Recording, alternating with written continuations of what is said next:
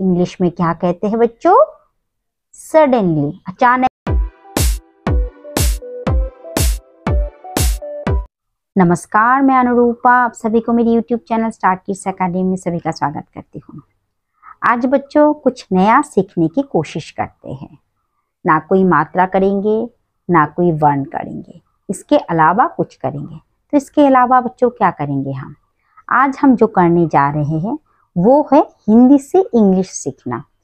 ऐसे बहुत सारे शब्द हैं जिन्हें हम रोज डेली दोहराते हैं हिंदी में, रोजाना की जिंदगी में हम लोग बोलते हैं, लेकिन उसका इंग्लिश मीनिंग हमें पता नहीं है।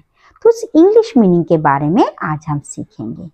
एकदम आसान सा क्लास है बच्चों, अगर सीखना है तो क्लास को स्किप मत करना, एकदम स्टार्टिंग से एंड तक जरूर देखना। ठीक है बच्चों, तो फिर चलो आज शुरू करते हैं हिंदी से इंग्लिश सीखना। हिंदी दिया रहेगा, देखो यहाँ पे मैंने 10 ऐसे कुछ शब्द लिख के रखे हुए जिनका हमें क्या करना होगा? इंग्लिश मीनिंग लिखना होगा, इंग्लिश मीनिंग सीखना होगा। जैसे पहले नंबर 1 क्या दिया हुआ है? यहाँ वहाँ। यहाँ वहाँ, इसका जो प्रयोग होता है ना, हम लोग हर रोज डेली रोजाना करते हैं, लेकिन इसका आपको पता है बच्चों इसको अंग्रेजी में क्या कहते हैं? इंग्लिश में इसका ट्रांसलेट कैसे होगा? यहाँ वहाँ, इसका ट्रांसलेट होगा हियर एंड देयर। अगर यहाँ वहाँ ये रोजाना की हिंदी बातें हैं, और जैसे हियर एंड देयर ये भी अंग्रेजी में रोजाना की बात है। तो यहाँ वहाँ, हियर एंड देयर हो गया आपका।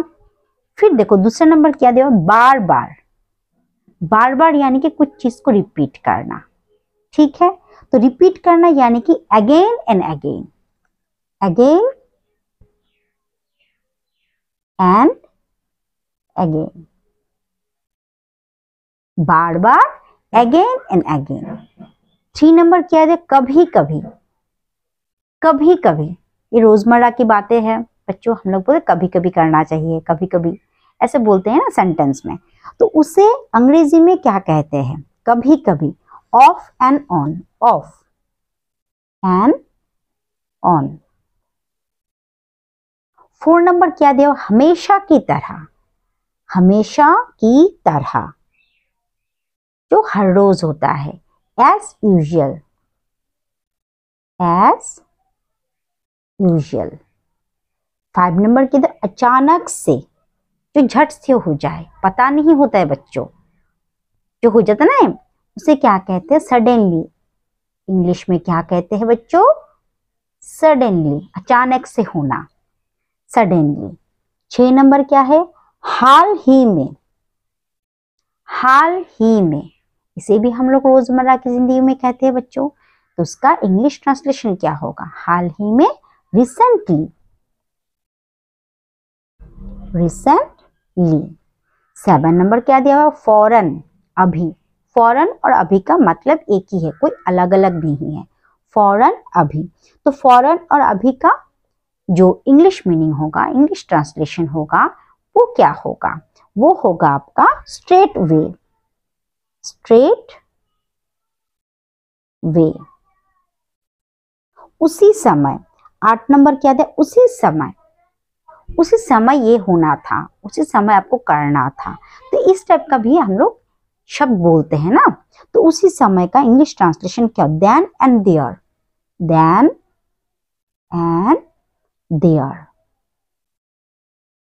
फिलहाल, for the time being, for the time being.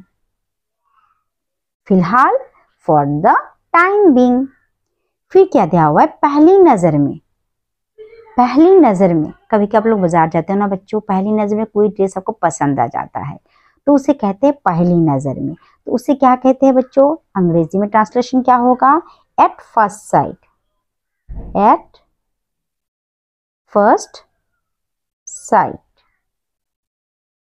देखा बच्चों, एकदम आसान है। यहाँ पे जितने भी सारे हिंदी है, यहाँ वहाँ, हियर एंड देयर, बार बार, अगेन एंड अगेन, कभी कभी, ऑफ एंड ऑन, हमेशा की तरह, एज यूजुअल, अचानक से, सडनली, हाल ही में, रिसेंटली, फौरन, अभी, स्ट्रेट वे, उसी समय, देन एंड देयर, फिलहाल, फॉर द टाइम बीइंग, पहली नजर में, एट फर्स्ट साइट।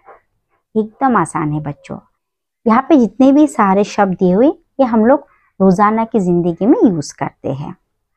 तो इसी का जो इंग्लिश ट्रांसलेशन है, अगर आप अच्छी तरीके से सीख लोगे तो क्या हो जाएगा, तो आप अंग्रेजी भी अच्छे तरीके से सीख पाओगे। ठीक है, एकदम आसान है बच्चों। यहाँ वहाँ, हियर एंड देयर, अभी आप लोगों को पता चल गया। हमेशा की तरह इसका इंग्लिश ट्रांसलेशन क्या होगा, एज यूजुअल, उसी समय, देन एंड देयर। इस तरीके से आपको सीखना है बच्चों, एकदम आसान तरीके से। ठीक है, तो फिलहाल आज का क्लास यहीं पे खत्म करती हूँ, फिर मिलेंगे अगले क्लास में। धन्यवाद।